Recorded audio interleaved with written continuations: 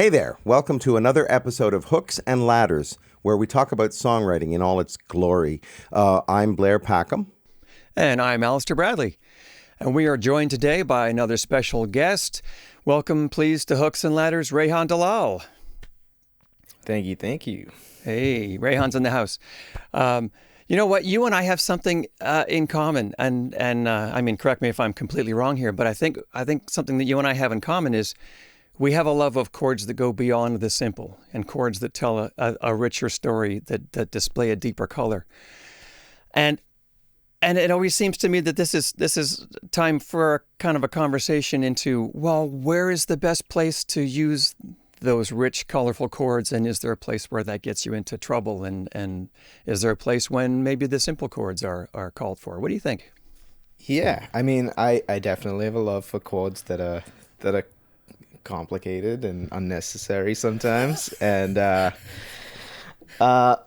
think Blair and I played a show together a little while ago, and somebody came up to me after the show and was like, that one song had more chords than my entire album, and they were right.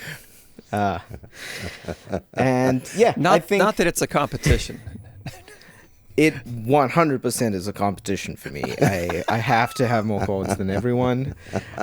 No, it's I think it's one of those things where I think it really depends sometimes on the end goal, right? Like what you're trying to do. Sometimes, like I've written songs that are as simple as, like, they're basically one chord with a bass line moving over it, and so yeah, technically it's like 3 or 4 chords, but it's one chord.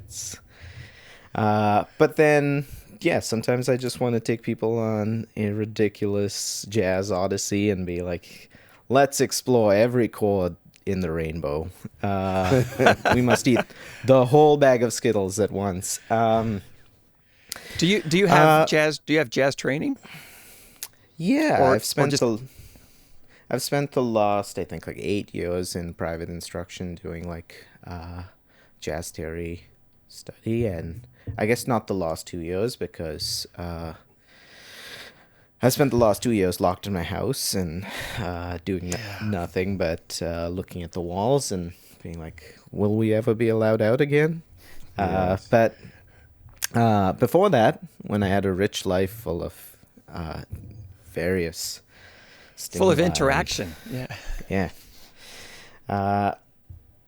So I think I just put out an album that was the culmination of me sitting down and like expanding my musical theory horizons, and I think some of it may have led to perhaps overcompensating and being like, I must have all the chords in this song. So yeah, I mean, I think you can get real distasteful with it real quickly. I was at a show back when shows were a thing, where it was this musician I love, really amazing player, and I'm not gonna name drop just so I don't, be that. But are we allowed to curse on here? I don't even know. Anything you like. You can edit it in post. And I had to leave that show because 10 minutes in, I was like, this is all just like Chops City, and there's no music here anymore. So I think there's a point where you can get to where you've now loaded up a song to the point where there's just no song anymore, and it's just sounds.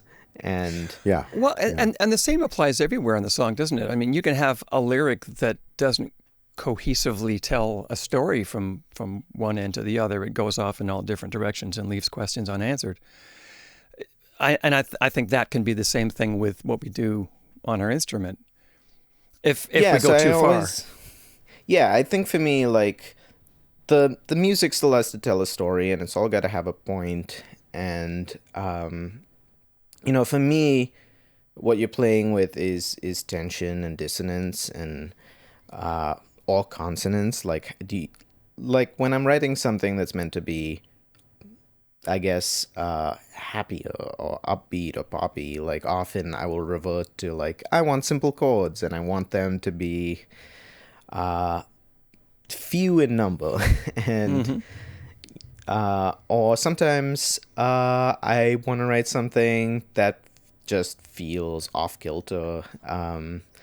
And so now there's just only chords that don't make sense and that break all the rules. Like there's a minor 9 in the chord that exists between every single note in there. Like why? Right. Oh, it's all just like very tense. Yes, yeah. Well, it seems to me that if you start with chords and you write a complicated chord progression, that will lead the melody. That will sort of dictate the melody because you've got, rich chords that are they're not simple, therefore they're sort of demanding the ear go in a particular way. So it seems to me if you have a chord progression like that, you're going to end up with a complicated melody, or maybe a melody that follows the chords maybe too much even. So it might be a super simple melody, it might be the opposite. Whereas if you start with a simple chord progression, the melody can be free to float over those chords in a way. So would it be fair to say, or am I missing something? Would it be fair to say that something with simpler chords could be more melody driven as a piece of writing? I think if you start with the fully formed, like you go like, this is the chord, yes, that can be kind of limiting. But I think oftentimes my approach to these things is I hear a bass line. I'm a terrible guitar player because I hate guitar players for the most part, with the exception of like a handful. And you're not going to name drop. No. Yeah. Don't put my name in there. But I basically, whenever I listen to music, I'm like, what are the drums doing? What is the bass doing? And so that to me is, I think, where oftentimes I'm thinking about things, I'm like thinking about what is the bass line doing? And so oftentimes that's the chord is just the information that gets filled in the middle there. And so I'll have a melody and I'll have a bass line, and now my job is to connect the two and make them make sense. Interesting. Yes, and that's very interesting because I would have assumed from some of the songs that I've heard of yours that it was more a matter of you coming up with the chord progression first, and then coming up with the melody. So it's very interesting. That would explain why your songs have these complicated, rich chords, and yet they're very strong melodically as well. Yeah, I think like that to me, that was the most exciting thing I learned was like, oh, you take any two notes and you can make chords that work, and you can like tie them to the chords to the left and right of them. And that was eye-opening, where I was just like, okay, great. So there's no rules anymore. Throw everything out, and you just land on things. But sometimes too, like the complicated chords are a result of like my finger slipped while I was playing, and I liked the sound that happened. And usually at that time I'm like, I don't know what this chord is. I gotta like sit down and write out all the notes and figure out what this is. And it's usually a silly chord, but it's usually an inversion of a silly chord, so it's extra like silly. Do you have a favorite chord? Yeah. Minor 9 chords. Yes. I definitely I lean on those heavy. I think it oscillates between, I think, like major 7 and minor 9 chords, and I think part of that is just like, your minor 9 is basically just a major 9 with a different root, and I think that's where that comes from, is just being like, oh yeah, major 7s, minor 9s. I love them. Beautiful. There's something unexpected about them. Right, and very moody. They're very rich in mood. A major 7 particularly, I think, is very floaty. I always find there's a certain like melancholy to a major 7, and I think that's what I like about it. It's it sits in this weird like somewhere between happy and sad place, and that's Yeah. where I live most of my musical life. Right, right. What about chord progressions? Do you have a favorite? I have a favorite change. Not a like I'm not talking about 1 6 4 5. I'm talking about a change that goes from, and I'm not kidding when I say this is my favorite. I've just noticed it from the 1 to the major 2. So from a C major to a D major, let's say. I don't know why, but since I was a kid, that was like the very first single I bought was a song called "Ride, Captain Ride" by Blues Image, and it has that change right in it. But so does Sgt. Pepper's Lonely Hearts Club Band. So there's all kinds of songs that have that, and I love it. Do you have anything like that? Yeah, I don't know if I have a specific, like... Well, actually, you know what? That's not true. I do actually have a thing that I think... I realized... I was listening back to this new album I made, and I realized I did this all over the album, is this jump where I just move... I just do a parallel movement, so... I'll be playing a chord. I play the same chord quality up a major... a minor third, and then move it down a minor second. So I end up usually, and then sometimes I'll just like repeat that pattern. Right. So I'm just like oscillating up and down, and I do that in a bunch of places on this album. The album opens up on that. I'm playing like a major 13 chord, and then I move it up a minor third, and then down a minor second, and then up a minor third. And it's just yeah, just a thing you've noticed about your writing in those particular songs. Yeah, so I think especially while I was writing this project, that was definitely a thing I just kept falling on, was parallel movement of a single chord. Yeah. And yeah, I think that's something I appreciate about it, because it feels in some ways like you're modulating, but in some ways not. And because the chord quality never changes, so you still have that that aesthetic thing that's the same, where it's like that whatever shape. mood you were sitting in is still like the mood you're sitting in. Right, and guitar lends itself to that kind of movement, because you're literally 100%.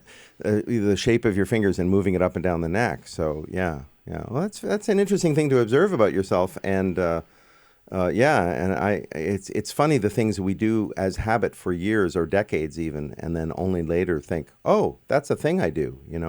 I wanted to say that this has been, and I applaud our audience that has stuck with us this long, because this has seemed to be a very scientific discussion, and we're talking about 13ths and minor ninths and all this, and for people that don't have that in their vocabulary yet, they're just very patiently waiting for something to pay off for them, and so I think if I could suggest that having that vocabulary now. That Rehan, you're familiar with what you like to do with the chords of each quality, that relates fundamentally to being able to express a feeling. Just that, the sound of a given chord itself relates to a feeling, and it goes deeper than saying, I'm happy, I'm sad. It's almost expressing an entire paragraph of feeling in one chord. And then beyond that, being able to use the movement from one of those chords to another chord. Again, it's your tool belt now. It's one of your abilities to express that feeling that you wish to have in your song. Yeah, definitely. I think that's one of the things I try to stress to people, because I have a lot of singer-songwriter friends who just rail against learning any music theory because they think it's going to break them, and I always try to push the idea that it's just a tool in your tool belt, and you don't have to use it all the time. But at least if you have it and it's there, when you want to use it, you can. It's like learning new words. Okay, now I know how to express myself because I know the word for how I feel. Yeah, I'm not sure where that idea that more knowledge is somehow going to wreck what you do. I don't know where that comes from. I think it's a romantic notion about artists and how people create, and the idea. I don't want to wreck anything. I don't want to look into it too deeply, and it's like I mean, I understand that to a point. I've certainly met music school graduates who can play very doctrinaire, but they can't improvise at all. For instance, or if they can improvise, they can only improvise over jazz changes, and they have no feeling for anything else. So I can see how it could narrow you if you're not careful. I think if you start from a place of like not having that, like, how do I be creative or spontaneous, like the theory is not going to give you that. And similarly, it's not going to take it away. It's just enhancing what's there already. That's right. And anything else you want, you got to build on your own. Yes, that's right. That's good advice. Once you all come out of lockdown, you're going to start giving private lessons in music theory, right? Oh God, no! Don't come to me. There's a whole world of YouTube and real musicians who know what they're doing that can tell you how to use these chords more responsibly than me. That's right. Remember, kids, use those chords responsibly. That's right. Thank you, Rehan. I'm so glad that you were able to join us, and we look forward to talking to you again on another episode of Hooks and Ladders. Thanks, fellas. See y'all soon.